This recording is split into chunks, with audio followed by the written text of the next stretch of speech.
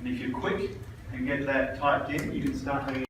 But in DAX, it's possible to have a function that returns a table. And why that can be tricky, we're going to write a measure that gives us the total sales for high value line items, right? Line items that are expensive. Then we're going to do one of those disconnected slices so that we can say, well, what if I classified high value items? It's too complex for the simple syntax. And so if you're not going to have column compared to a value, you must give it a table, right? And so basically by giving it a table, what you're saying is, I'm going to go and pre-calculate a table of filters for you, and then I'm going to give that back to the calculate function, and then the calculate can operate on that pre-filtered copy of the table. Here's the name of my function, total sales from high value line item equals. Here's the calculate function, and this is the end bracket for the calculate function. Anything else that's part of the initial filter context?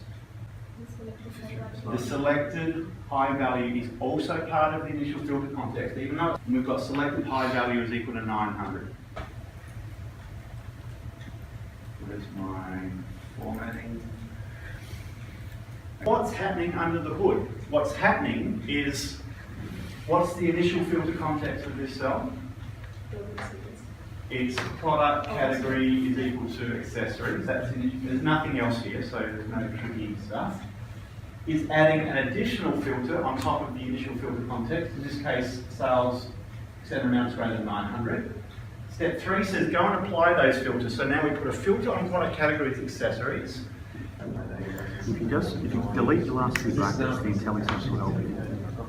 Okay, so the question is, why have we got an error?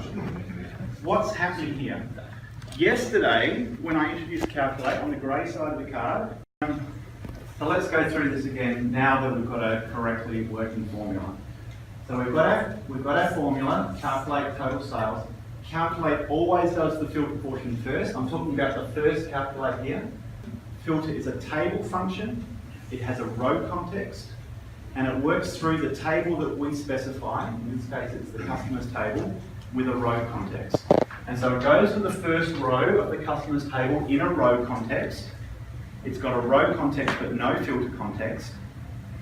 But because we've put calculate here, before it does this piece, it converts the row context into a filter context. It's called context transition.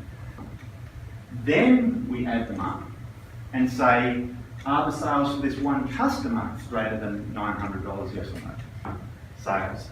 And we go through every customer one at a time, and at each step we convert the row context into a filter context, and we work out, and it takes that virtual table and it passes it back to calculate. It says, here you go, Mr. Calculate.